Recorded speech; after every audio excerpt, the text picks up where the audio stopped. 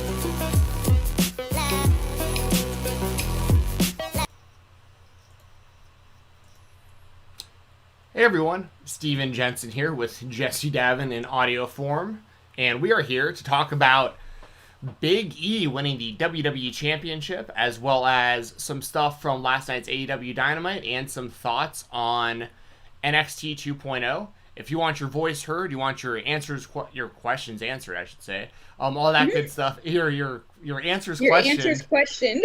That's actually pretty funny.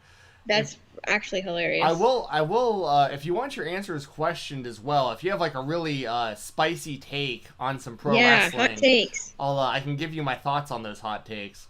We'll react to your unpopular opinion. Yeah, exactly. Super chats and donations. That's the way to do that. If you want your question, your comment, all that stuff up on the screen, super chats through YouTube, as well as the donation link, which is in the description below. I know we have some super chats to get to that we'll get to here in just a second that were already sent in. And that could be anything related. It could be related to any wrestling, any football, fighting, boxing, whatever. Anything you want to send, we'll do our best to answer it. And at the very least, you'll see it up on the screen. It'll be on the audio version of the Fight Talk podcast, which will come out tomorrow, always the day after, up on the audio form. So those people will still hear your questions as well, the listeners there. So once again, super chats, donations are very, very much appreciated, and it's the best way to get involved in the show and guarantee that we get to whatever you want us to talk about. Before we get into all that, though, Jessi, how are you doing today? I'm doing good. Just hanging out with the baby. It's a rainy day. The other one's at school, so we're just hanging out, having a little good old time. How are you doing? Nice. Same. With the weather, as we were talking Yep. earlier, we it's raining a little bit here. Just talked to my dad. We normally do our golf balls on Thursdays, and today we're gonna do it anyway. Like, it's not raining too Oh, bad. nice. There's a little bit of there's a covered area that we're hoping is not full. If we got a covered area, we'll go out there and hit balls today. So yeah, it's always I like Thursdays for that reason. Me and my dad get together. Aw. I usually don't get that hungry until later in the day, so like he'll bring me like a lunch or something to like heat up for Oh, that's later. so thoughtful. Yeah, he's a great guy. He really is. As much as He's a me and great him, yeah, me and him butt heads on a lot of stuff, but it's like, I mean, you know what I mean? Like, he's the He's best. your dad. Yeah. He's your dad. So, and the stuff that to be fair, the stuff that we bump heads about is like stuff that just him wanting better for me. That's always what it is. Exactly. Typical dad stuff. Exactly. So yeah, so that kind of the normal Thursday routine, hitting golf balls at around 1 p.m. and then around 8 p.m. tonight, I'll be live on Fightful's Twitch. It'll be me and Joel Pearl. And because they've stopped doing the Impact watch-alongs, because Impact has moved over to YouTube and we can't do the Twitch thing anymore, we're going to be doing more of these classic WCW pay-per-views. So Cool. we're going to do that again tonight. Don't know what show we're going to watch yet, but feel free to join us in the chat, anyone who's in here. And, of course, Jessi, if you're free, we're going to be just hanging out and watching. Cool. Yeah, we'll probably pick just an old WCW pay-per-view, and we watch about 2 hours worth of it. So we fast-forward Well, through text me, and I'll hop in. Hell yeah, okay, cool. Yeah, I'll shoot you a text right around like 7:45 or so to give you a heads up. Okay, cool. Yeah. Cool. So yeah, that's good little Thursday. And then on yesterday I did my DMB's thing. So, you know, been Yeah. did The I master. did I tell you, I can't remember if I told you yet, that I have a buyer for like everything now. Yes, you told me that. Yeah. So that's been really clutch locally. That is amazing. That's so legendary. Yeah, so we wound up winning some more. We got another signed helmet yesterday that we're gonna sell. Some other stuff. I finally found some more AEW out in the wild yesterday. I'm gonna show this off real quick, just because I'm so happy I found this out there. Got this for you collectors out there, the first LJN style AEW figure. Oh yeah. You know, Eric Stevens. He's seen some of those out in the wild too around here. I've been like meaning to go out and look. Yeah, they're finally starting. I mean, depending on where you live, it's some places are like kind of hot spots for them. Like where I live, I've been getting screwed everywhere I go for the last like almost year now probably. All I find at most of my local Targets and Walmarts when it comes to AEW, WWE they're always stacked, but AEW, like, it's always just Riho. She's just always there. Like, that's like the one that just like isn't getting bought. Like, I mean, I have it, but like, you know what I'm saying? So it's yeah, like, people don't really know who she is. right, one, and just in general, and this isn't to be sexist, this is just the truth. When it comes to wrestling figures, the women figures generally wind up being what they call the peg warmers, because they just wind up in they just don't get sold it. But it's the same kind of thing where like with like Barbie dolls, I'm sure like the Ken doll gets sold less than the Barbie. I mean, it's just a different. It's a lot of little boys are playing with wrestling dolls, you know. Right. Of course, there are some girls as well. I'm not like excluding girls, obviously, but it just is how it's not the Target demo. Exactly, because it's like boys usually they have like their GI Joes and their Power Rangers and Ninja Turtles, and then they'll have like their wrestlers, and usually it's going to be the wrestlers that they. Similar to, you know, I'm sure when girls see Barbies, they're like, oh, I want to be like this Barbie. And, like, it's like, you know, so it totally makes sense. But that being said, I do expect, I found a Britt Baker in the wild, so I've got her. I do expect some of these to sell pretty well, though, because, like, I think, like, the Chris Statlander is going to look really cool because, like, her paint and stuff. I think that'll attract more kids to want to buy her. And stuff like that. The point is, it's usually just Riho that I see. So it's been really nice to see like newer AEW figures actually out there in the wild. But in some areas, like possibly where you're at, you might just be lucky too, where you have an area that's like getting distribution. Because yeah, like it's just been rough here in Atlanta for these things, but I'm finally seeing some out there, so I'm really happy about it. Yay. Yeah, so my rule of thumb, just for anyone listening, I buy all the people that I absolutely have to have that haven't had a figure yet. Like I pre-order those. So like for instance, when Chuck Taylor and Trent Beretta come out in like a month or two, I'll have those pre-ordered already because they don't have AEW figures yet. But when it comes to guys like Cody and stuff, because he's already had quite a few, if I see them out in the wild, I'll buy them, but I won't pre-order them. So like, that's a good rule of thumb. And that way it keeps me in the hunt too. Like, so I can go out and figure hunt, and like I don't already have all the figures out in Target. You know what I mean? Like, it gives me something to like do for fun. So, so yeah, I was really happy to come across this Cody. I held off on it because I already have a bunch of Codys, and I never really got into the LJN figures. But because this was on the shelves, I was like, I am definitely leaving with this guy today. So Woo-hoo. Happy about that.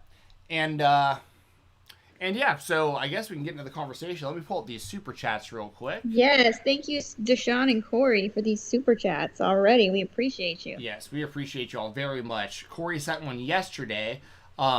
Thank you very much, as always, Corey. I talked to him in the DMs a little bit earlier today. Hope you're having a good one. Wonderful. Oh, nice. He says, so much going on. Here's to the success of the show, Steven and Jessi. What about that Suzuki incident? LOL. Love you, Jessi. Yeah, how do you feel about that, Jessi? About the whole Suzuki stuff?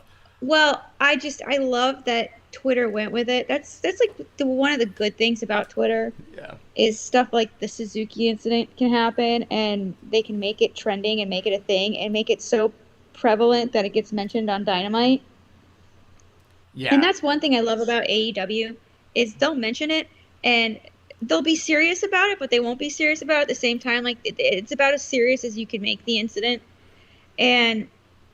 But they mention it and they like acknowledge it and make it seem Corey. Whoa, I just saw that come through too. Wow. Oh my go God. ahead and finish the thought, Jessi, Okay. and then we'll definitely make sure to thank Corey for that. Oh my God. So I love that they were able to mention it because like I feel like WWE they like would shun it and not make it a thing, but it's like AEW is so organic and it makes it happen. And I don't know, I thought it was really funny, and I mean obviously it's an outrage that they cut the song off right at that. So the sad thing is like the crowd didn't even really do it that loud last night. Right, I know. They didn't even do it that loud. I guess they thought they was gonna get cut. Yeah. But, all right, so elephant in the room. We're going to get to this Sean Super Chat here in just a second. Actually, I'm going to do it right now. I don't want to leave you out. But Corey just sent us a $100 Super Chat. We're going to definitely address that. Thank you very much, Corey. Thank you so much, Corey. I'm speechless. You did not have to do that, Corey. It's really, really, really appreciated. Like, I'm going to cry. But, like, you have no idea how much that helps me and Jessi. Like, you have no idea how much, like, that... Yeah, that pays for my medication this month. I mean, that's a big deal. Yeah. I mean, and for me, that's like food for like, because me and Jessi split all of our money here. So that's like I can buy like 2 weeks worth of food off of that. I mean, like that's. So, Deshaun for the super chat as always. Thank you, Deshaun. Thank you so much, Deshaun. You rule. Very loyal watcher as well. Always in here on these chats. Deshaun says, "Hey Steven, hey Jessi. So proud of Big E. By the way, Jessi, sorry your Browns lost to my Chiefs. Love you, but we needed the win." Oh, we're all like, her Browns lost, her Buckeyes lost, my Vikings lost. It's all been losers lately. I know, I was texting you during that game. I know. Well, I mean, it looks good for the Vikings for a minute.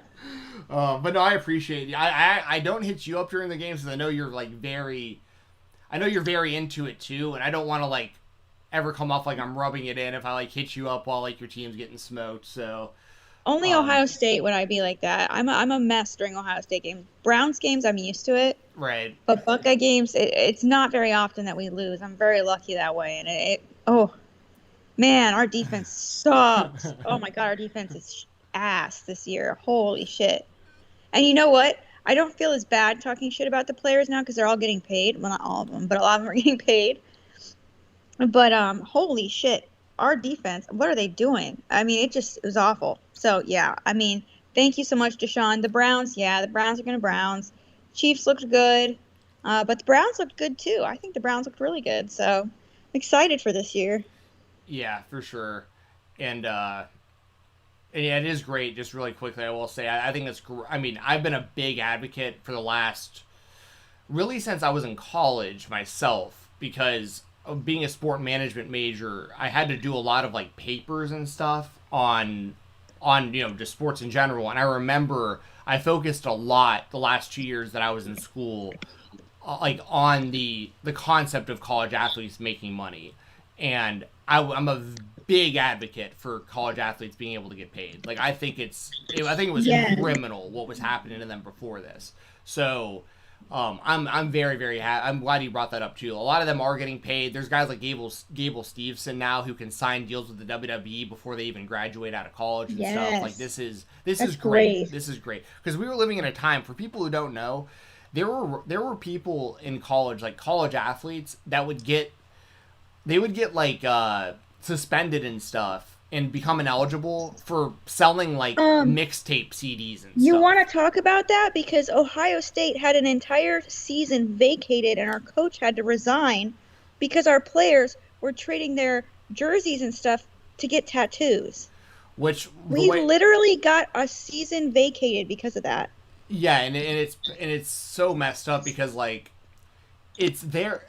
The way I see it is this: if you win something, doesn't matter where it came from, if you win something and it's yours, you can do whatever you want with it. Like, if you have a trophy or a ring or a jersey or whatever and you want to sell it or trade it, that's yours. Like, that isn't up to the NCAA to decide what you do with your own property. Like, yeah. So anyways, that said, I'm going to go ahead and address it right now. Corey Hummel, obviously one of, if not the biggest supporter of the show. I mean, this $100 super chat, thank you so much. It says, this is meant as, I don't know what that word means, as dumb as I'm going to sound. Obeisance. Oh, I don't know. That's a big word. I'm going to look this word up right now, actually, because Corey, you are far smarter than me. As a differential respect, a gesture of respect. Like a bower, obeisance. That's okay. Okay. I know that word. I've just never seen it written before, so I didn't know. I know what obeisance is. Okay, I was okay. There we go. So we're yes, both like This the biggest super chat we've ever gotten on this channel, and I can't read it. It says, I'm not Big Money Matt, but happy I could do this. Shoot me a text sometime, Jessi. So many good things show and sending you all lots going of on love in in wrestling. Nirvana. You missed a whole line. Oh, my computer cut it all. I have the window minimized. Hold on. Here we go. So many good things going on in wrestling. That makes a lot more sense. That's hilarious. Once again, biggest super chat we've ever gotten. I can't read the damn thing. So many good things going on in wrestling. Love this show and seeing you all. Lots of love in Nirvana. Love you, Jessi and Steven. Corey, we love you too, man. Yeah. Thank you. Thank you so much, man. I agree with everything you said, by the way. We have a ton of great things going on in wrestling. And just stay in touch. Stay in touch, man. It's never a burden whenever, like I told you earlier today, it's never a burden when you're asking questions or talking about wrestling or whatever on Twitter. Like I always appreciate it. Yeah, never, ever, ever a burden. Don't ever feel like that. But man, anything else to add on that super? There's not really a whole lot to talk about the super chat other than like thank you. I mean, there's I agree. There's a lot of great things going on in wrestling right now. Yeah, there is, and I think, and I'll tell you, one of the things that just keeps making me do a double take is every time on Twitter when Adam Cole promotes AEW, I'm like, he's gonna get in trouble from NXT for doing that. Then I'm like, oh shit, wait, no, Adam Cole is in AEW. It just fucking blows my mind. I don't know why. Yeah. More than Bryan Danielson. I don't know why. It was like he was in the main event picture for so long in NXT and just flips a switch and now he's in AEW. It's like, whoa. One, it's wild because the way that they presented it, it's like he never left. Like he just picked right back up where he was 4 years ago with these guys, which I think is awesome. And now they have, now they're referring to themselves as the Super Click, which I think is my assumption And, this isn't me, like, fantasy booking or, like, the way that I quote-unquote fantasy book things, just for people who hear this, I don't get married to my ideas. Like, I'm not the kind of person who, like, gets an idea of, like, fantasy booking something, then gets all, like, butthurt and upset when, like, that exactly doesn't happen. But Yeah. I wanted to throw this out there. I could see a scenario where Hangman Page beats Kenny Omega in the near future, possibly at the next pay-per-view. And then shortly after, either right after the match or like the next week on Dynamite or something, I could see Adam Cole and the Young Bucks turning on Omega. And whenever Kevin Steen comes in, they reform Mount Rushmore, and that's the Super Click. Oh my god. Now I want it. Now it has to happen. Because Steen's coming in January. So, Do you think so? Do you think so? Yeah. Really? I'm as confident as I was in Adam Cole coming. I'm not as confident as I was in Bryan Danielson because I knew Danielson was coming for a while. But, like, I was still pretty confident Adam Cole was coming. I was still, like, 80% confident. I'd say I'm, like, 80% confident Steen's coming when his deal's up. I think it's in January. And that's, once again, Super Click. I mean, his Twitter and stuff is already alluding to it. Like, no shit, really? yeah, like the Young Bucks. I have to look right now, but I think the Young Bucks location of, like, where they live or whatever, it said there for a while. Let me see. It's still... Now it says in your head rent-free. But I think it said there before. And Kevin Steen's currently says almost there. Oh. Yeah, like, they're already planting the seeds, I think. So, we'll see, but once again, like, AEW has the rights now to the term Super Click, and why would you need Super Click if you already had the Elite if they weren't going to branch off to their own thing, So... True. And then I think that way you build Kenny Omega. Whenever Kenny comes back, he comes back as a babyface, as the best bout machine, and then maybe they run back, like, him and Okada, like, in the U.S. or something at some point, or something like that.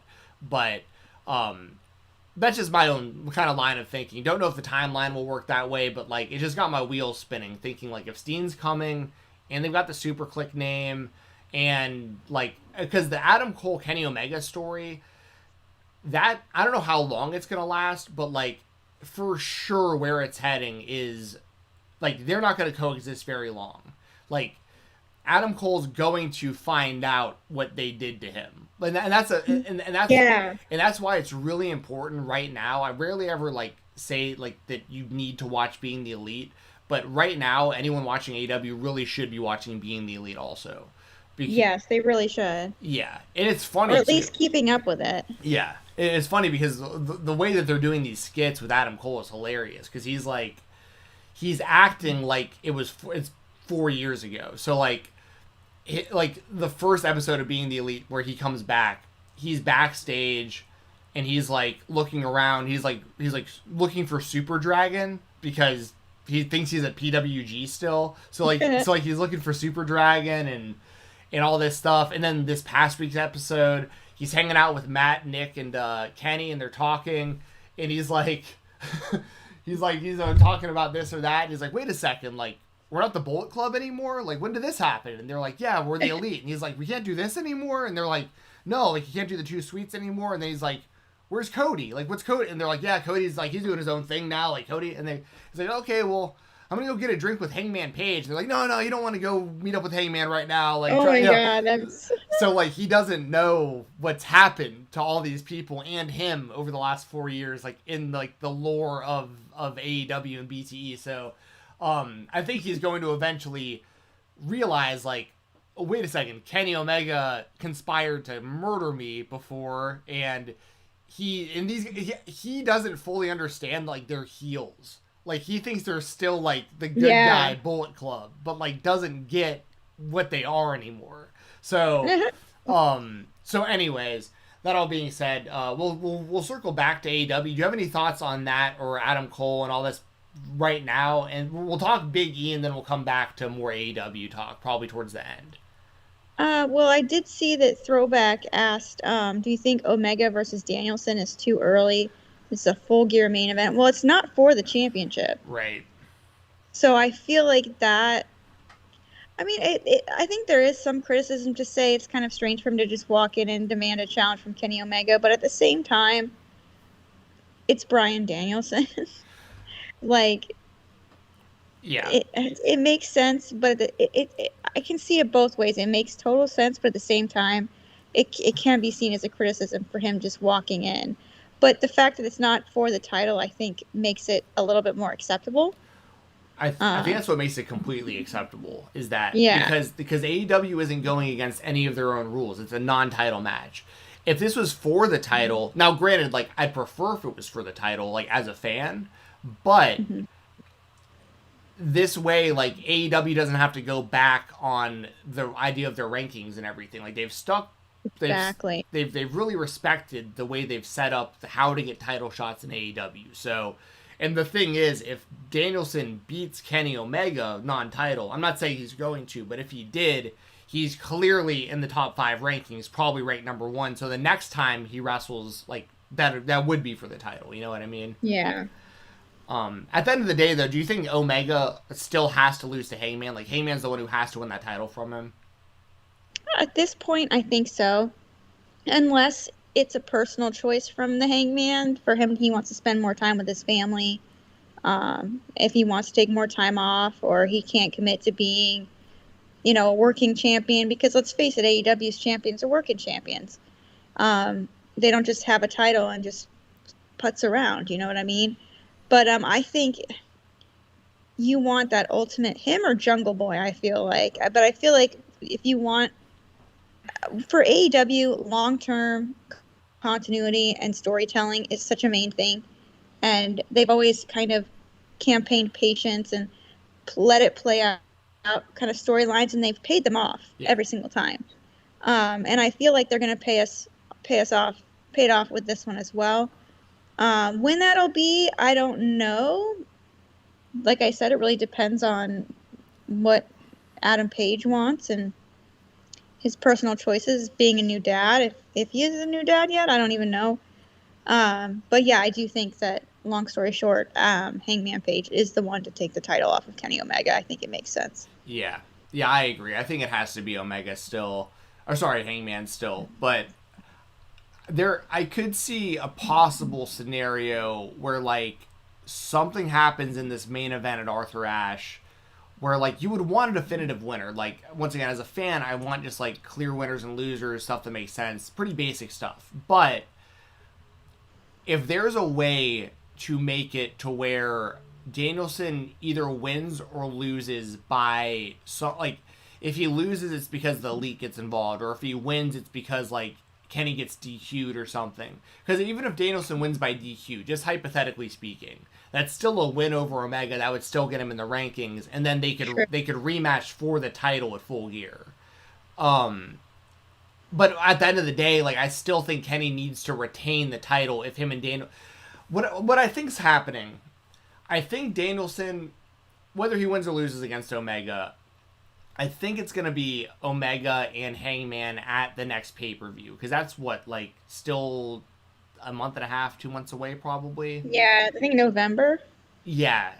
So, like, you still got plenty of time to get the Hangman thing back on track and have him win there. But if Danielson can beat, similar to Christian, if Danielson can beat Omega, it puts Danielson right in line to get a title shot again. But I don't like the idea of Kenny losing, though. Like, I really didn't like him losing to Christian for the Impact title, but the way that they did it was really well done with the chair spot and everything. Yeah. The good thing, though, Jessi, is, like, all these are good scenarios. Like, no matter what they wind up doing, like, I like every wrestler I'm talking about, and all the matches we're talking about are going to be good. So, like, at the end of the day, I'm not complaining about one thing. It's just the fact of, like, how is it going to play out? But it's kind of cool that I don't really know for sure how it's going to play out. Like, it's predictable what it isn't. It's like, Hangman should be the one to win the title, but you don't know for sure when or exactly how they're going to get there. Exactly. That's what's the beauty of AEW is it's predictable, but at the same time unpredictable. It's unpredictable in its predictableness. Yes. Which is, like, really the best way of doing it. Yeah. Keeps that element of surprise, and I, like I said, I trust their process. I really do. For sure. Well, speaking of trusting the process, and all that stuff. Let's bring this up now. So, Big E is the WWE champion. I'm happy for the guy. Like, I tuned in. I saw Twitter blowing up that he was cashing in. I tuned in to watch it. I'm very happy for him. Like, he seems like a great dude. He deserves it. I mean, he's put in so much time and years in all the goofy stuff he's done as the New Day and all. You know what I mean? Just like all this stuff, like just years and years and years, but got over and stayed over. And I'm very happy for him on a personal level. But I am a bit scared because I think the WWE is going to continue to blame their low ratings on like him, and I don't know how long it's going to last as him as champion. I have no idea. But how do you feel about Big E winning the title, like the actual moment, and then kind of like how do you feel about him as the champion going forward? Do you see it as a long-term thing, or do you see it as more of like they tried to pop a rating and then the rating was like the lowest it's been since July still, so like what now? Well, for one, I'm so excited for Big E. That was such a moment. It was like better than a WrestleMania moment, honestly. It was right up there. I love Big E. I love everything about Big E, like you said. The amount of years he's put in, the amount of work he's done, the way he's made all of his gimmicks work for him. His true personality has come out, and it's just wonderful. He's such a wonderful human being. It couldn't have happened to a better deserving person. And I'm just so happy, and it was such a great moment, and I'm so thankful. But, you know, just like his co-member of the New Day, Kofi, I immediately think of Kofi because that's part of their stable, it's part of the New Day. And I think about how he lost the championship. And then I'm thinking about how, well, Bianca just lost her championship in kind of a silly way, too. All these really cool babyface champions are getting beat in pretty silly ways, and I don't like it, and it scares me, and I don't trust WWE's process. But at the same time, I'm going to, because it is Big E and because I think of the amazing reception that he got as champion, I really hope that they see that and they go with him as champion for a while. I see many different scenarios where they can make it work with Big E, and I think that he is actually a very good champion. I think that he's a fighting champion.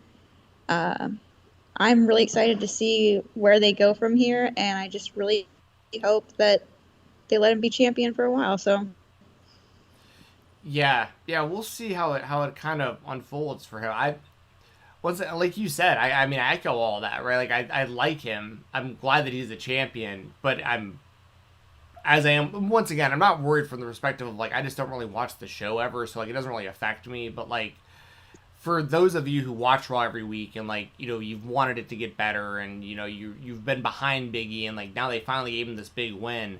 For y'all's sake, I hope that they know what to do going forward with this, because some things that scare me about it is, for one, that rating. I'm not blaming it on Big E, but I think the company probably will.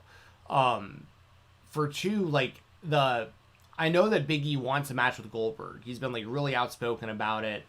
I could see them doing it, but you also have to keep in mind like that Lashley Goldberg match was like so undecisive because of like the fake injury and all that stuff with Goldberg. Where like, or I say fake injury, like it was an injury in story, but like he obviously wasn't like hurt in real life. I feel like WWE's gonna go back to that match because like Goldberg didn't like really lose, like so right.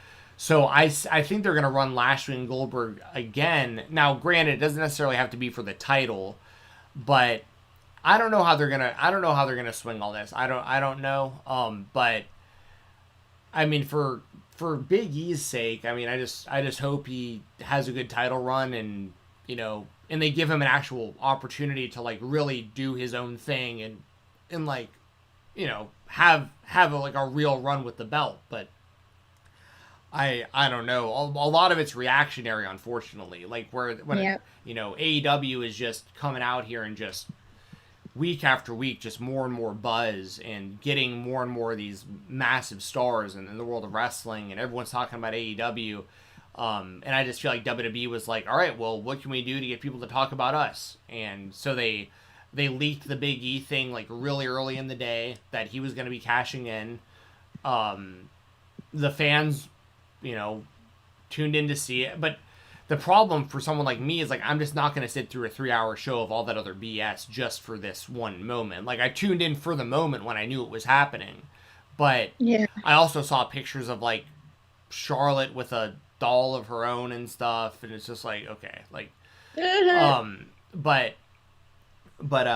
but yeah, so we're both on the same page though. We're very happy for Big E, but we are a bit concerned because like we've seen the track record, so like we don't know where the hell this is going to wind up going and how long this lasts. But at the very least, he got his moment and he won the WWE Championship, so no one can ever take that away from him. He is a WWE champion, and exactly, you know, that's a big deal. For sure. This kind of goes hand in hand though.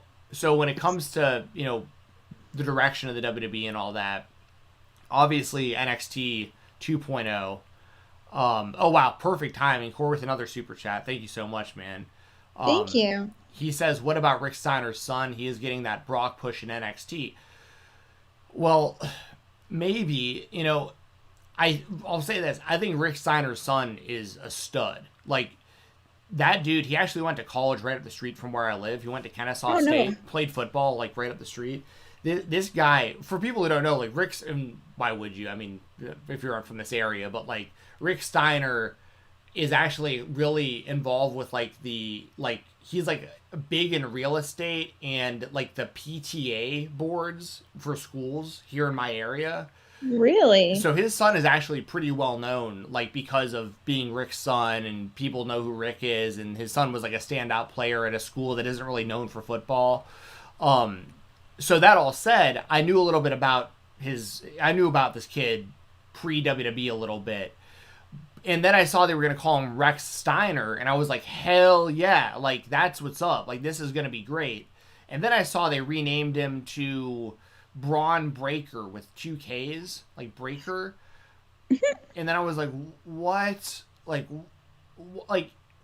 there's literally, outside of the name McMahon and, like, maybe Rhodes, I mean, there's probably some out there. I'm not, you know, there's a lot of Guerrero, but, like, the last name is Steiner. Like, why would you not have him using that? Like, that's, like, immediate credibility. And he looks just like his dad. Like, why would you not? He looks so much like his dad. Holy cow. You know, but Corey, thank you for the super chat, and I hope they push the hell out of him. I hope he gets a massive push. I just wish they wouldn't have screwed him with this goofy ass name. But how did you feel about NXT 2.0? I'll give my thoughts after you do. How did you feel about what you saw on Tuesday with this whole rebrand of NXT? Well, I'll say this initially, just to give everyone a heads up. Personally, I don't like change. Change is very hard for me to accept, especially when it's really doesn't seemingly need justification. You know what I mean? Like, this didn't really need to happen. So I don't like change. I'm very stubborn that way. It takes me a while to get used to it. But it was very different, very Nickelodeon, very 90s game show. I feel like the title cards when, like, a wrestler comes out with the splatter is a bit much. I do like the kind of grandiose open feeling that we got. It's a little bit different because actually, here's the thing. The dark NXT, well, yeah, it was a little dark. It felt intimate and gritty, and it made the matches feel so much more intense. And I feel like with this new colorful open scheme, it's going to be really hard to get that intense feeling that we got with the so intimate NXT of before, the goth NXT, Hot Topic Wrestling. But, I mean, it makes sense why they're doing it. It does. It's just, it's going to be hard to get used to. That's what I'll say. Yeah. So a few things. First, I'm going to just, I noticed Tim in the chat.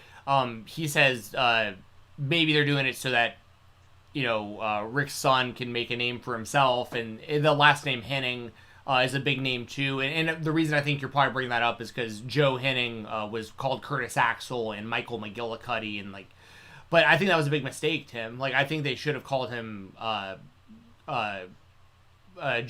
Like, I think they should have just had him using his real name, because once again, you hear that and you're immediately like, Now, granted, it can be a double-edged sword, right? Like, you have to live up to the family name. That isn't always something that all wrestlers can do. For instance, like Lacey Von Erich, I wish you wouldn't have used her real name. Because, like, it made the Von Erich family look bad. She was terrible. But, like, when it comes to, like, this Rex Steiner, Braun Breaker dude, you can tell the first time you see him, this dude's a star. Like, he will 100% live up to the Steiner name.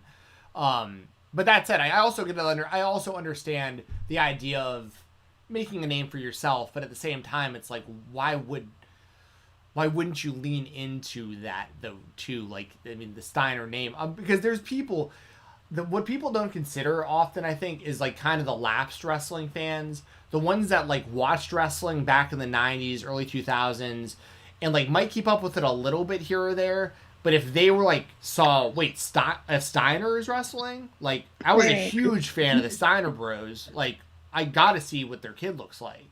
Like, you know, I think it adds a lot to this. But I understand both sides of it. Now, when it comes to the rebrand of NXT, as you were saying, very Nickelodeon. But it's one of those things, right? Like, will I be watching the show? No. Like, I might continue to watch the takeovers or whatever they wind up calling them. Maybe. But like, I have no interest, mainly because I don't really care to watch people who aren't ready to be on television learning on television. But because there's also like a big reason, you know, like there's a reason that like OVW and FSW and Deep South Wrestling and all that stuff, like they weren't on national television because they like, there wasn't an audience for it. Like, I mean, it was on locally. Like, I think I got, like, OVW TV sometimes when I lived in, like, Statesboro, Georgia and stuff like that. But it was, like, you know, because there isn't, like, a big audience for people who want to watch the development process play out. If that was the case, like, just put cameras in the performance center and, like, let us watch them go from forward rolls to learning how to wrestle. But that all said, for what the WWE needs NXT to be, these moves make perfect sense. Like, what they're doing, because we've talked about it plenty on this show, I don't need to go over it again and beat a dead horse, but like, if you're a top level indie wrestler, you're not signing with the WWE anymore. Like, even that was already their decision. The WWE's making it sound like that the WWE is making this decision for themselves now, but like, in reality, they were having a hard time recruiting legitimate indie wrestlers now because there's just so many other options outside the WWE, and these wrestlers see the writing on the wall. They see their peers get fired within 6 to 12 months of signing contracts and just getting thrown on 205 Live and all this stuff. Like, they see the writing on the wall, so they don't go there anymore. So they have to create their stars themselves going forward. So with Vince being in charge of NXT now, and him, of course, being in charge of Raw and SmackDown, this all makes way more sense the way they're doing it, because this is truly developmental again. It's Vince taking guys and girls and those beyond the binary. We don't discriminate here. Don't care what gender you are. If you're in the WWE, now Vince has his hand in that cookie jar going, okay, I want this person on NXT, this person on NXT. I want them beating this person. I want them at this level and blah, blah, blah, because when I'm ready to take them to Raw or SmackDown, like, it's my project. I know what's going on. I know their strengths and their weaknesses, what they're all about. And now he's way more tapped into who these people are. Because before there was just a complete disconnect. It was Triple H signing the top indie wrestlers, Vince McMahon paying no attention to it, and then one day he would just have to use certain guys, girls, whatever, from NXT. He didn't know their backgrounds, didn't know what they were good at, nothing at all, and then he would just try to plug them in however they would fit, how he thought they would fit on Raw or SmackDown, and then it was just complete sink or swim for those wrestlers.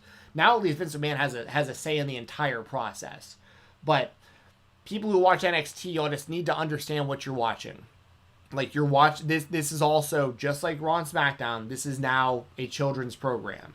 So I'm not saying that's a bad thing. I've said it 1,000 times. I think the WWE is smart for leaning into children's programming for a lot of reasons. They're going to make a lot of money when they sell to Disney.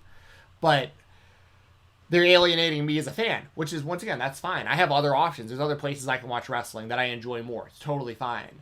But just don't be one of those people who's like an adult and you're watching NXT and you're getting mad about it now. Like, you got to understand what this is now.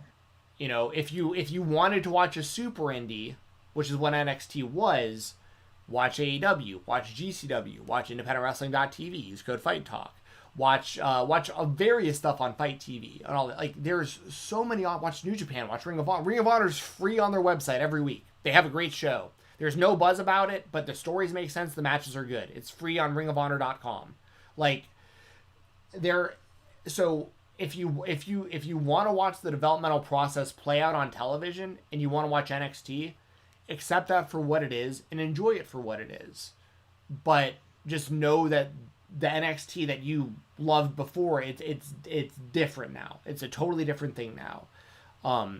So when, once again, Jessi, like I've been saying, I'm not even saying these are bad things or wrong moves for the WWE. Like, I don't think what I'm saying is even slightly controversial. You know what I mean? It's just strictly like, just know what it is. They know the audience they're trying to attract. And if you're outside of that bubble and getting mad about it, understand it'd be the same thing if you were an adult watching Nickelodeon and Dora the Explorer came on and you were complaining about it. Like, that isn't for you to begin with. If you were watching, this is the last thing I'll say about it. If you were watching, like, this is a good example, I think, like Desperate Housewives or Real Housewives, right. You know, these shows. Imagine if, because like in wrestling, right? I think wrestling tries to set out a really, really large net of fans to attract fans, but there's obviously going to be subsections of all of these fan bases. So you have like me and you that are in like the adult section, but we love wrestling. We watch a lot of wrestling. You have kids, you have men, you have women, you have trans, all different kinds of genders. You have different age groups and all this stuff. There's a whole bunch of different people. WWE, or in pro wrestling in general, there's good and bad that comes with that. There's a big seesaw to the inclusion in wrestling. I think in general it's a really good thing to have representation, to have people involved, to have as many different people as you want, as you can, to watch the show and enjoy the show. But you also, as a fan, have to understand that these companies don't have any obligations at all to cater specifically to your demographic. So like, if you come into a situation where like you've never watched wrestling before and you start watching any wrestling show and you're like, well, I don't like that there isn't enough of these type of wrestlers here, and I don't like that there's these matches that aren't happening, and this isn't happening, and that's not happening, blah, blah. Imagine if this was like Real Housewives, and you are if I started watching Real Housewives right now, me, myself, I tune in for the first time, and I go, oh yeah, I mean, this is a lot of, like, these women are just like fighting with each other and gossiping and blah, blah, blah. But I want there to be more football on this show. Like, I want to see guys out there like throwing touchdown passes to each other instead of this. So I start complaining about it. Like, hey, yeah, this Real Housewives or these Desperate Housewives or whatever, these shows, like, I tuned in and like I'm trying to watch it, but like, I mean, it's just way too much of these women gossiping. Like, I need some sports action on this show. Do you think that show is going to listen to that and be like, oh yeah, this very small section of right, you know, they're like, now he's making all this noise about him not liking our show. This show isn't for him to begin with. You know what I mean? Right. So like, I think people need to understand that like wrestling it's in this weird territory where everybody feels like they can affect what they see on the show. But it's like the only thing that's like that. Like all these other shows, I feel like people have accepted them for what they are and they have target demographics. Wrestling is just like, you know, everyone just feels like they can be involved and they're just constantly getting angry when things happen that they don't want to happen on the shows. It's interesting, you know? Yeah, it is really interesting, and you're so right. We shouldn't. It sucks. It sucks, and you're right. And it's a hard pill to swallow, unfortunately, because you feel like the show is made for a small demographic of people because they're the ones who spend the most money. But it's not. It's made for kids.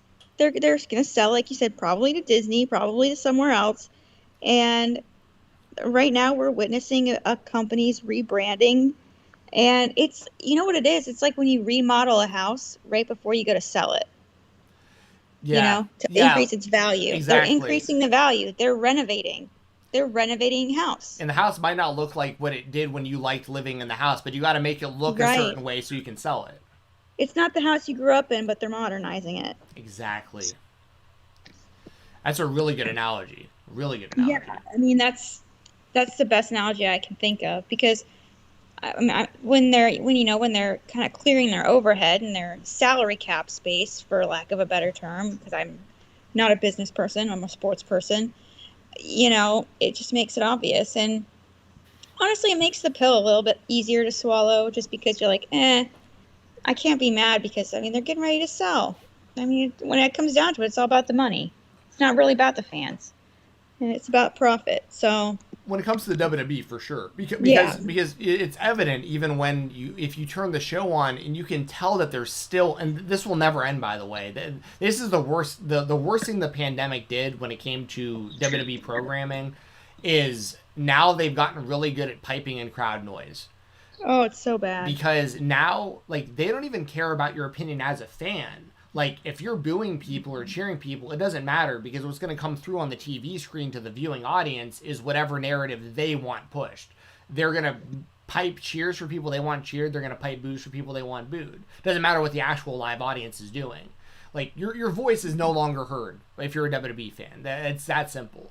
Now, once again, though, for the WWE's best interests, if you're a Rex Steiner or Braun Breaker, if Vince McMahon can mold you into what he wants, and it gives you a better opportunity to have success on Raw and SmackDown long term, that's great. That's great for the company. That's great for the wrestler. I think this actual process is going to work a lot better for the WWE than the old NXT did, because of the way that those old NXT wrestlers were getting treated on the main roster. Right. That disconnect there. But I think if that disconnect isn't there, and Vince is pretty much getting these people molded the way he wants them from the ground floor, but once again, just understand that's the future of your sport. You're not going to be bringing in Ricochets and Adam Coles and Kevin Steens and all thee kind of guys. You're going to be getting former college athletes that were football players that are now learning how to wrestle, which exactly, and not necessarily even saying it's worse. It's just a totally different thing. So yeah, I guess at the end of the day, we're both saying, we don't think what NXT is doing is bad. It actually makes more sense long term for what they're doing, because I've said it 1,000 times on the show. The old NXT system wasn't working for the intended purpose. It wasn't, because like you said, they were just going to the main roster and being completely rebranded. Exactly. And then the ones that were ready from day one, that's all the writing on the wall for Raw or SmackDown, what just wound up in NXT purgatory. And that's really interesting right now, is because I watch 205 Live and NXT UK every week for Fightful, and there's no, I hate to say this, and I'm never the kind of person that wants people to lose their jobs. I think people that watch the show understand that, know that about me. I'm never advocating people getting cut and all that stuff. But there's no chance in hell 205 Live, the brand, lasts for definitely not another 6 months, probably not even another 3 months. 205 Live is going to be done. And NXT UK is probably going to be done, because you have to imagine, if this is the vision of the company for NXT, there's no way they care about these other two brands. To them, those are just money pits. They're just looking at that going, how many people are watching 205 Live? And how much are we paying the people on 205 Live? Okay, exactly. Yeah, we're just going to cut our losses with this. At this point, 205 Live, if you turn on each week, you get a women's match, which I'm not saying there's anything wrong with, but they just didn't have women's matches up until 2 weeks ago on the show ever. Right. You have a women's match, and then you have Odyssey Jones versus Josh Briggs or whatever. Two guys who are well over 205 pounds.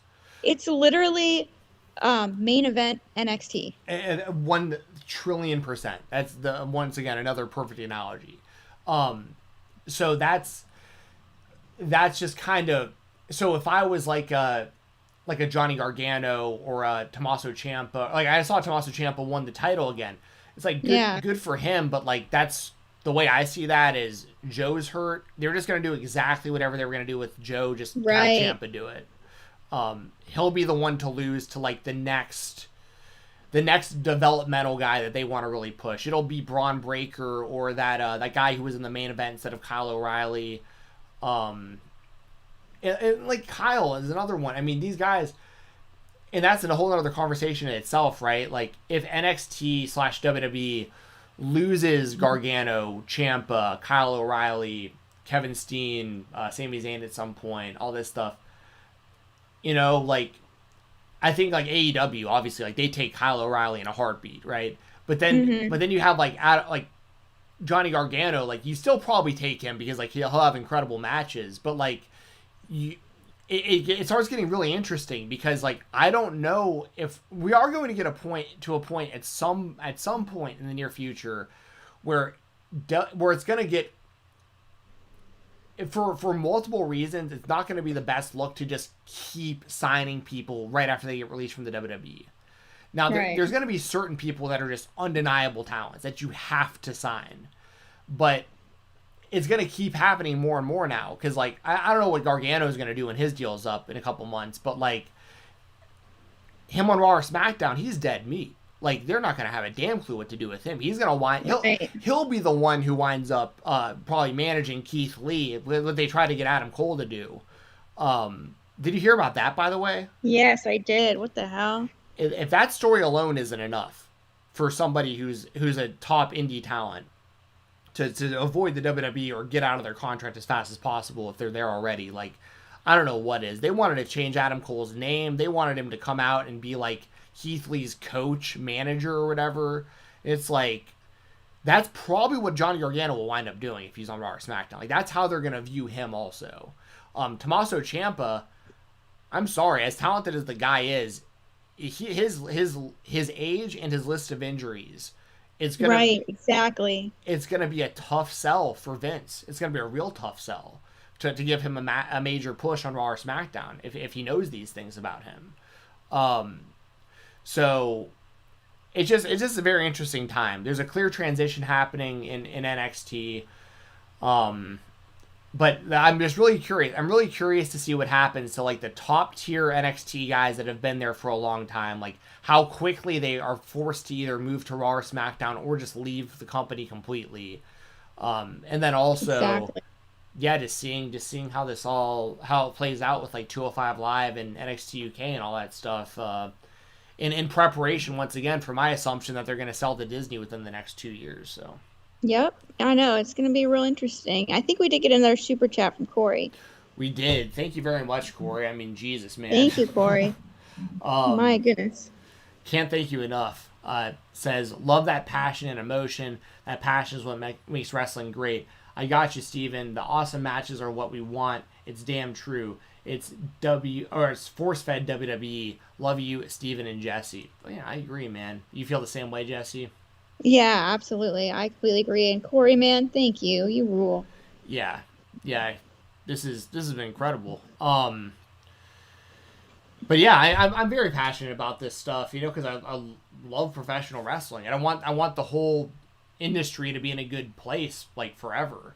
As much as I dislike the WWE currently, like, it's not like I want the WWE to like crumble and disappear. Like, I want it to be around for kids. Like, if I ever have kids, that's probably what their first favorite show is gonna be, is something like that. I mean, like, I think it's important. I can't stress it enough. I think the crossover appeal between the WWE and other children's programming, I think it's very, very smart. I think as a kid, I'd get super hyped up for it. Like Ariel Helwani, who's one of my, really like one of my heroes in for a lot of reasons, but one of the main reasons I started podcasting at all was because of Ariel. And he's been kind of in and out as a wrestling fan over the years. He was a big Attitude Era fan, and then he like didn't watch it for a long time. But now he's gotten back into it, and he's doing some work with the WWE and BT Sport and stuff. And he interviewed Nick Khan, didn't he? He did. Well, and Nick Khan was actually Ariel's manager before he worked for the WWE. So it all makes sense. I think Ariel, I'm speculating, but I think Ariel's kind of positioning himself for some sort of deal with the WWE at some point. Good for him. Good for him. Which is, but something that he talks about, which I think is really important, is like, you know, he'll be wanting to watch like AEW or something, like Ariel, and his kids are like loyalist WWE. Like, it's like, we only watch WWE in this house, Dad. Like, we don't care about what you think in these other shows. Like, it's all about WWE. So like, when they go to live shows, like, they go to WWE shows. If there's 2 different shows on, like, at the same time as Raw, like, they always watch Raw. And it's because his kids love it. So, like... Right. And that's the whole point, is, like, I think these kids love it. And who am I as a 33-year-old guy... Exactly. ...to say that this is a bad thing? I don't think it is at all. Now, my position on this would be a bit different if AEW didn't exist. Because before, I had these same feelings, except there was NXT. So it was like, you know what, Raw and SmackDown isn't for me, but, like, at least NXT is. Well, now NXT is not either.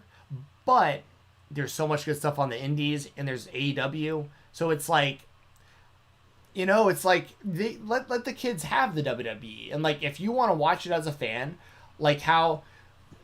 I've talked about it on this show before. Mighty Ducks Game Changers. My favorite show of the last year. It's a kid's show. But I thought it was really good at it gave me something as a fan, too. I got the old Mighty Ducks. I got Gordon Bombay. Got a whole bunch of cool references. There was still enough there for me. But I hated Space Jam 2. But Yeah. I'm not going to sit around and complain about Space Jam 2. Because it's made for fucking kids. It wasn't made for us. Exactly. Like, they tried to give us some references, but it was a giant miss. But guess what? It was for kids. So, like, if I'm going to be 30 years old and breathing hard into my keyboard and tweeting about this stuff, like... Who am I to gatekeep the Space Jam universe, you know? When you know how pathetic it is for someone like me to tell somebody else they need to think about growing up a little bit. Like, same here. I'm the most immature human being alive. Same, me too. I still think fart jokes are the funniest thing on planet Earth. Hilarious. So it's one of those things where it's like, I'm definitely not above any of this. I'm definitely not on any kind of high horse. It's more of like just accepting this stuff for what it is. Just accept it for what it is. If you can fully accept this is a show for kids and you can enjoy it, enjoy it. But if you don't enjoy it, just shut up. Just shut up about it. Like, grow up. Like, I don't know how else to say it. You're complaining about... Imagine if we were sitting around complaining about... I don't even know. I mean, like I said, like, Dora the Explorer is the example I use because I know that's like a kid show people know. What if we were like critiquing the new Blue's Clues? Is there a new Blue's Clues? Yes, there's a new Blue's Clues, and you know what actually is really awesome about it? Is both Steve and Joe, I think it's Joe, was the one when Steve left. They're both in it. Oh, nice. I saw a video that Steve posted the other day. He's been on the new Blue's Clues. See, there you go. But like you said, though. Imagine us being mad at that. It's like, it's not made for us. It's a show that, you know, some people... I mean, Blue's Clues was a little past my time. Because I was older when Blue's Clues came out. Same. Yeah. But I mean, it's a show that was around when I was a kid. You know, it's like, it's made for adults to pop and say, oh shit, Blue's Clues. I had that when I was a kid. And now it's made for the new audience. Exactly. But like, imagine if you were our age and on Twitter upset. And you're like, oh, they got to cut that mail time segment. Like, that's just mail time. What is this? It's email time. It's email time. It should be mail. Mail still exists. Yeah, right. Yeah, exactly. Like, complaining about this guy. Blue, I don't know. I think we need to change the name to Yellow. Right. And the dog should be yellow. Like, you know, I'm just not feeling the blue dog in here. It's just like, shut up. Like, this is a kid's show. Who cares?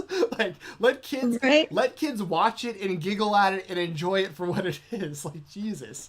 But yeah. And I only said yellow because I realized the dog's name is Blue because the dog is blue. So that's kind of a, you know. But. That's true. I didn't think about that. Well, it's funny because, not to like plug my own shtick, but in the new K-Babes podcast, we interviewed Renee Young, and we asked her kind of nonchalantly, like, you know, if you were a part of WWE still, like, what would you do, you know, to change it? And she kind of goes into, oh, I would do this, this, and this.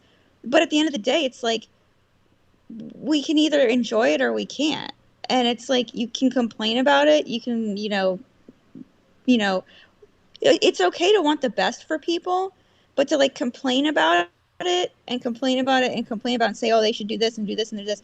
At some point, you just have to sit back and either not watch it or just let it be, and realize it's not made for me or it's not made for my target audience. And I'm going to just enjoy the parts that I want to and enjoy wrestling. Why I enjoy wrestling? It's an escape from my reality. And if it's not serving its purpose, then get rid of it. 1,000%. I couldn't agree more. Yeah. So that all said, NXT 2.0 just is what it is. Like, it is what it is. It's going to take some getting used to. I don't like how they keep calling it NXT 2.0. I don't think there's a point in calling it 2.0 that much. Yeah. But just call it NXT. It's NXT. They just made it different. Yeah. Totally different. Corey with another super chat says, Jessi, did you just fart? Because when I first saw you, you blew me away. Nice. That's hilarious, Corey. Nice pickup line. That's funny. That is hilarious. That is so funny. Thank you, Corey. Corey killing it today with the super chats. Yeah, I'm trying to think if there was anything else. We got about another 10 minutes or so. With AEW, I feel like there was something else with AEW I wanted to bring up. What was it? CM Punk on commentary. Was it that? It wasn't that, although he did well. He did really well.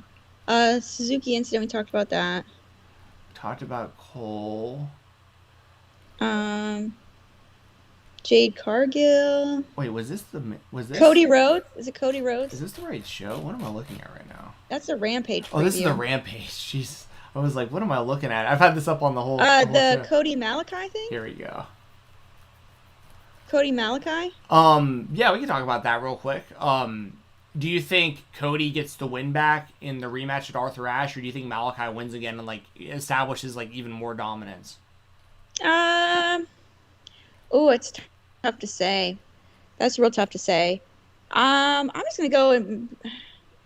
That's the thing about AEW. Both would make sense and both would be beneficial. Like, either way, it's gonna go somewhere that I'm looking forward to. I'm gonna say Malachi Black gets the win. Yeah, I'm gonna say that too. Actually, I mean, both options make sense, especially if they want to do a trilogy. Yes. I think at the end of the day, though, Malachi needs to win this feud. Obviously. Yes. As talked about earlier, I'm the biggest Cody Rhodes fan you'll find. I mean, he's my dude, but I also am a fan of wrestling what I think is quote unquote best for business, and I think the best move right now is just to continue to push Malachi, just push him strong, and Cody's unhurtable. He's gonna be a main event guy in AEW as long as he's with AEW. So it doesn't. Yeah, his name recognition alone is just enough to get him over. Exactly. So I could see Cody maybe winning the rematch and then them doing a trilogy and then Malachi wins the trilogy. But at the end of the day, I think Malachi needs to win the feud. But I will also say, it's good to hear all the cheers that Cody got last night. Yeah, that was insane. Because I was wrong, just for what it's worth. I was wrong about, I really thought that throughout this whole story that Cody was going to get, not necessarily booed out of the building, but I thought Malachi was going to get way more cheers than him throughout this whole thing. Yeah, me too. But it's a testament to AEW's booking because and the fan base, because they've booked Malachi as the clear heel and they've booked Cody as the clear babyface, and the fans can still cheer Malachi if they want to. The AEW is not going to pipe in different noises. They're not going to punish us for cheering someone who they in storyline want to be booed. Exactly. But on top of it, the AEW fan base gets it. They get it. So it's they want the show to be the best show. So right. Even if they want to cheer Malachi, a lot of them are probably still booing because it's we're supposed to boo this guy. Why not? We're not here to hijack the show. We're here to add to the show. Right. It's like you said, there's a clear baby face, there's clear heels, and they're catering to a clear demo that is showing up. Exactly. So, yeah, I thought all that stuff was good. I know there was some conflicting opinions on like the Dan Lambert and Jericho stuff. I will just say this, like I know Dan Lambert isn't everybody's cup of tea, but like y'all got to realize he's doing exactly what he should be doing. He is, yeah, but perfectly. And for people who might not know, like this guy is a massive pro wrestling fan. Like this isn't like you can tell. Yeah, you can tell by his promos. When I think at least to my knowledge, I could be wrong. Corey would probably know this actually.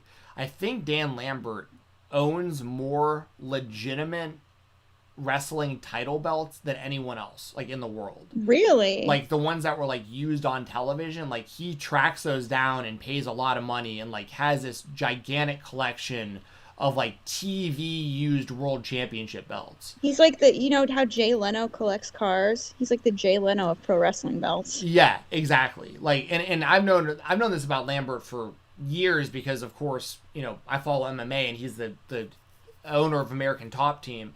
And Lambert also has been involved with wrestling for a while. Like he does stuff with MLW and so he's been involved. Oh, cool. He's been involved and he totally gets what he's doing. Like he's actually like a really, really good dude. But smart about it, yeah. But he knows what a good wrestling heel is supposed to sound like.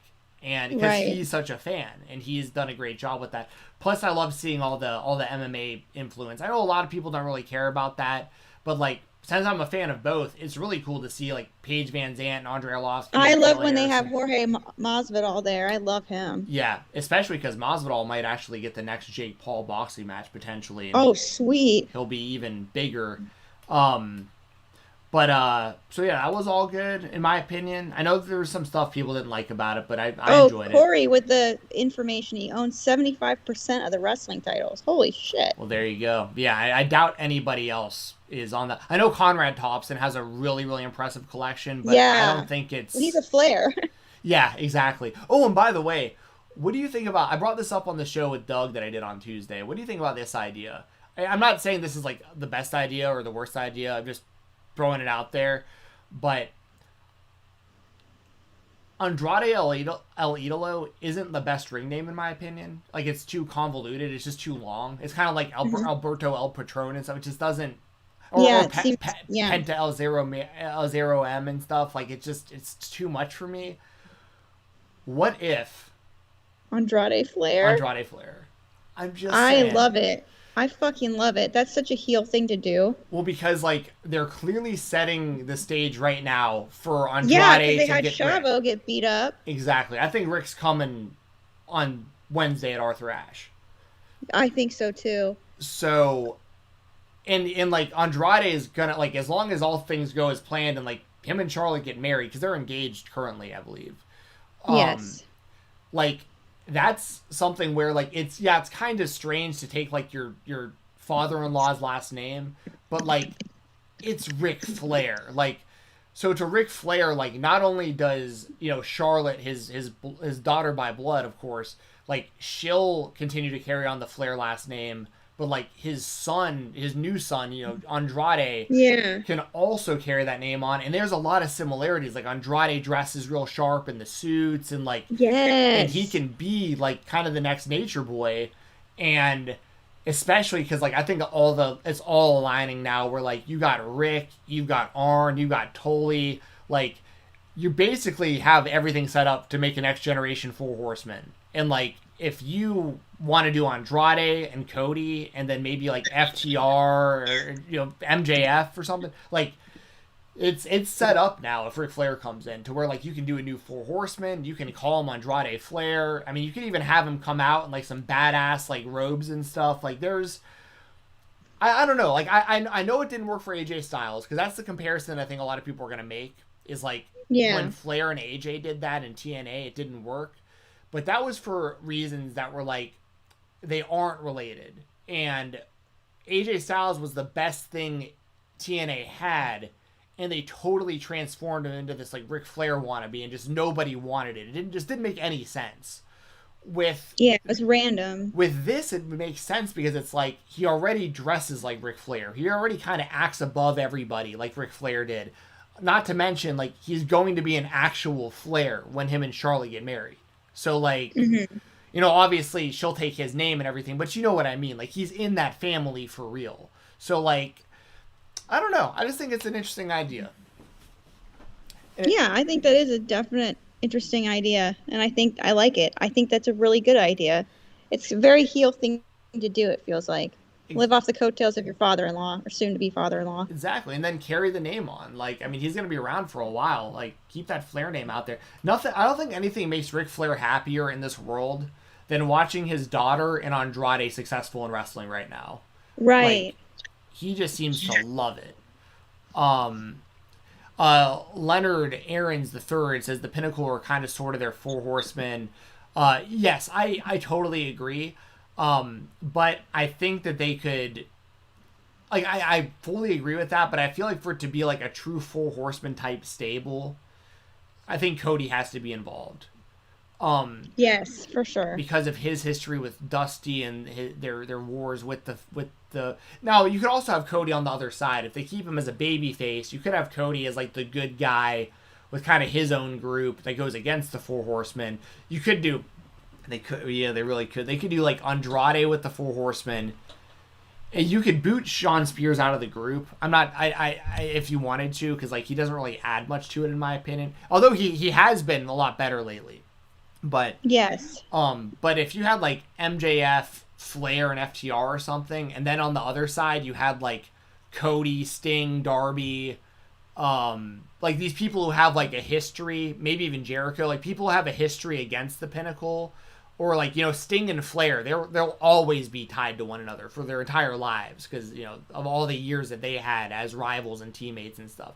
So yeah, there's a lot of really good possibilities. But I do agree, Leonard, that the Pinnacle definitely is the closest thing that that AEW has to a four horseman type stable for sure. Yes, for sure. So a couple more things before we get out of here. This is what I wanted to bring up. Hook beating the crap out of CM Punk. Let's go. Whoa.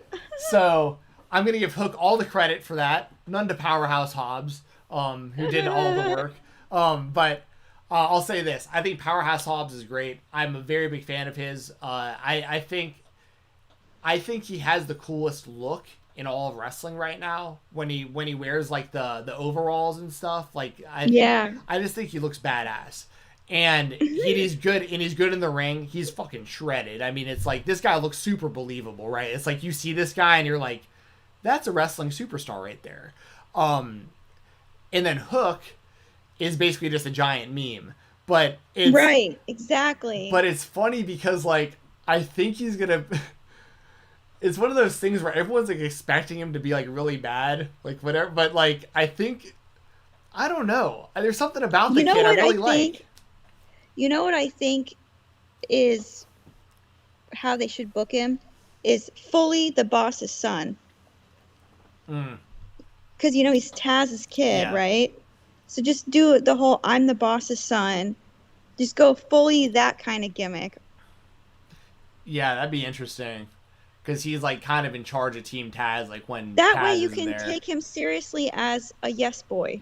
I mean, yeah, it's the whole Hook experiment's going to be very interesting to watch it play out because he's a real long-term play. Like they've basically like trained him from scratch, and I mean we're talking this. He's not going to hit his prime in wrestling for another like 5, 6, 7 years. I mean like he'll be featured on the show much sooner than that. Like he's going to have a match this next week, I'm pretty sure, or he's going to be on the outside of the ring. I can't remember, but. He'll get involved soon a lot more, and I think he'll wrestle, but like he's gonna still be pretty green probably. But I think it's really, really cool that CM Punk has already, since coming into AEW, he's used his star power and his buzz to have a match with Darby Allin, who it rose Darby's star potential, and then his next thing is like him versus Hobbs, and like he's letting I mean. Hook put him in a dragon sleeper, and like Punk was like selling for it and stuff. It's like you're making Hook look good, you're making Hobbs look good. I'm assuming Punk's next big match will probably be Ricky Starks. So like, this is all great stuff. Like, Punk is giving back. Like, he's doing exactly what he said he was going to if he ever came back to wrestling. Like, he's working with the new generation and making them and elevating all of them in the process. So like, Yeah. this was cool to see that he went out there and he sold the hell out of this stuff for Punk and for Hook and Hobbs. So I thought that segment was great. Yeah, it was. It was good. It's just like you said, the Hook experiment will be interesting. It's a very long-term play. And then everything else we've talked about pretty much. Kingston and Moxley continue to be great. 2.0 continues to really makes you scratch your head going like WWE had them just hitting on 205 Live doing nothing, and like they're this good and they're main eventing Dynamite like often. Like this team's great. Like 2.0 is great. Daniel Garcia is great. Like everyone involved in the main event was great. They continue to push the thing going forward with Suzuki and Lance Archer because they got that tag match coming up at Arthur Ashe. And I think that'll be a really cool match. And then I think when they go back to New York in December, I think Kingston and Miro for the TNT title is what I would do. That'd be a big match there. Yeah, for sure. You gotta really put over Kingston in New York, in my opinion. Yeah. Yeah. So yeah. Any kind of final thoughts on NXT, Big E, or AEW before we kind of get out of here, Jessi? My final thoughts are Big E, congratulations. You more than deserve it. Xavier Woods, your time is coming. You're next. I think he will eventually get his time in the spotlight as long as he stays healthy. Really, really excited for Big E. I'm really, really happy for him. Definitely wanted to see it happen, and I'm glad that he's champion. Like I said, though, I'm kind of nervous about where it's going to go. But hey, there's only so much you can do. As far as NXT, like I said, I don't like change. It's hard for me to deal with, but I'm willing to accept it because, like you said, we're not going to gatekeep. It's not necessarily for us. But yeah, I'm going to say, I'm going to roll with it. Like I said, I'm not really going to watch, so I don't really have a lot to say. Sure, that's fair. I mean, it is what it is. I mean, I liked Hot Topic Wrestling, but I mean, this is fine too. Whatever, they'll make it work.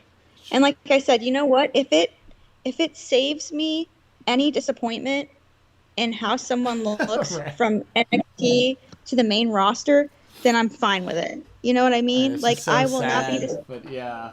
I'll know what to expect. You know what I mean? Yes. Oh yeah, I completely understand. I'm just saying it's just sad that you have to think that way. It's like, yeah, I'd rather the show just totally change than keep getting disappointed when people I like get misused. Like, right? The bar is so low in our The mind. bar is so low. But props to WWE for keeping that bar low. Right. Yeah. But then AEW, I'm really excited for the Arthur Ashe show. I feel like the AEW, I love AEW, but I feel like the shows have been super promo heavy. For good reason, because they have to build to this big Arthur Ashe show. So I think it's going to have a big pay-per-view feel. And congratulations to AEW for like beating Raw in the demos. Like, dude. Yeah. It looks like the 18 to 49 is going to consistently probably be AEW's, or at the very least competitive. And we're not far off from AEW just having better ratings in general. I mean, we're not far off from Dynamite having just more overall viewers than Raw every week. Like, it's going to happen soon. So, just get ready for it, This is what it is. Did you hear Savannah burp? Yeah. Well, that was Savannah? Yeah, she just woke up. I didn't know if like Scarlett was there too. No, God, no. Any passing of gas is definitely the child. I'll mute myself if I have to. No, I said I didn't know if Savannah was, or if Scarlett was there as well. No, Scarlett's in school. Oh, of course she is. Well, you wouldn't know that. You don't have kids. No, I know, but it's like I should know that it's like. Well, actually, I know that it's school season again because I was at Dave & Buster's yesterday, and I was having a great time until clearly school had gotten out, because then it got flooded with children. But once again, this just goes back to our point. If I'm going to be 33 years old and complaining about kids playing in Dave & Buster's because I want to play in Dave & Buster's, that's the same thing I'm talking about adults watching WWE. Like I can't be mad that there's a 6-year-old kid who wants to play the claw machine when I also want to play the claw machine, because guess what? That claw machine is for the 6-year-old. Right. So, but it's also kind of for me. It's still enough for me that I stay invested. But yeah, times are changing. It's all good stuff though. NXT, we'll see what winds up happening. I will be moving my NXT replica title belt that I won from Wrestle Rumble out of its longtime position on the top of my display shelves. That'll be moving to a different wall so I can make. Oh my God, we got a super chat from Deshaun. Said, "Hate being this guy, but can I get a follow back?" I thought I followed you already. I thought I might have too. Now I will say this: I don't want to set precedent with this.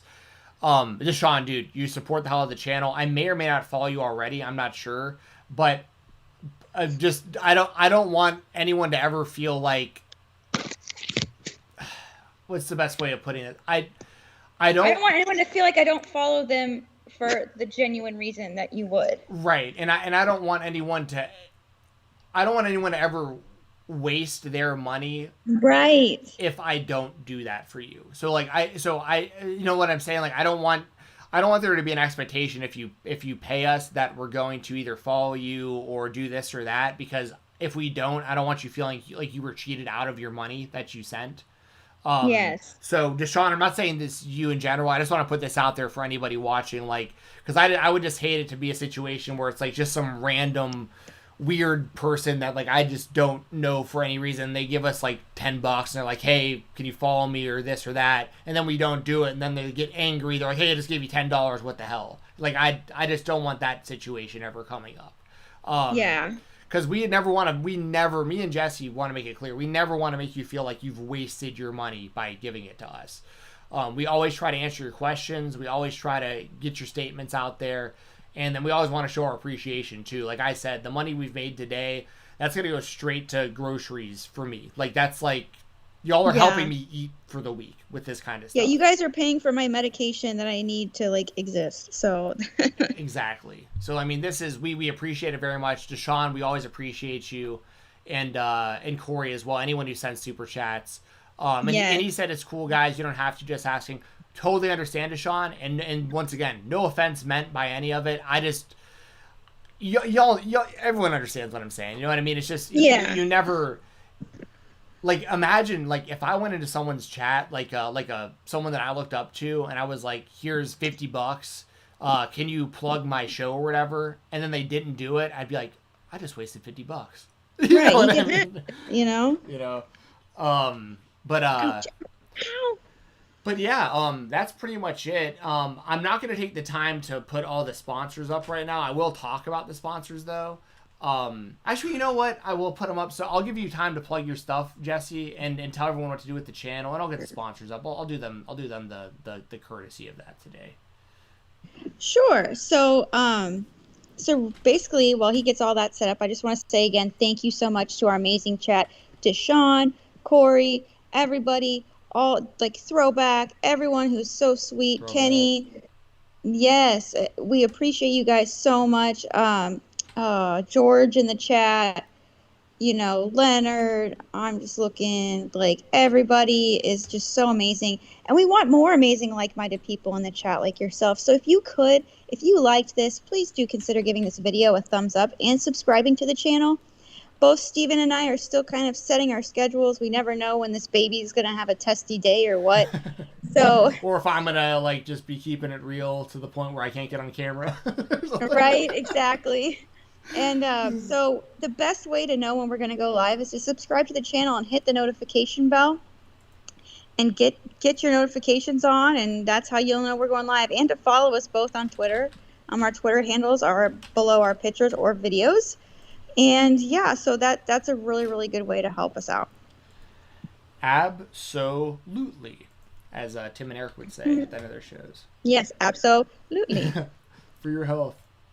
Yeah. I'm gonna pull up here you go. And this is Jessi's stuff right here, y'all, for her Twitter. If you want to talk about your OnlyFans and all that, I got it highlighted right here for you. So if you want to subscribe to my OnlyFans, onlyfans.com/JessiTheBuckeye, that's the way you're going to see the most of me and get to talk to me if my messaging will start working again. That would be nice. I know somebody who was getting refused payouts for some weird glitch, so I don't know what the heck OnlyFans is doing. But that's the best way if you want to get in contact with me, guaranteed. onlyfans.com/JessiTheBuckeye. That's the best way to support me directly other than this podcast. And then obviously we have the new K-Babes podcast. We just had an interview with Colt Cabana. It was very, very interesting. It's already up on iTunes and Spotify. And tomorrow morning, our interview with Renee Young drops. And it's a really, really great conversation. She tells us a story about how they had to go on air for SummerSlam right after the script got ripped up. It's just crazy. So it's a really, really good interview. It's all about being positive and happy, and she's a great person, and she's fantastic. She's a gem. So go listen to that, and go listen to Fightful Weekender too with Steven. Yeah, no, that's awesome. Congratulations on everything you're doing over there with Jamie, with K-Babes. Thank you. That's awesome. Make sure y'all are listening to those episodes as they drop. I can't wait to hear what Renee had to say. That's going to be cool. And, the Fightful Select Weekender podcast, y'all can listen to that over at FightfulSelect.com.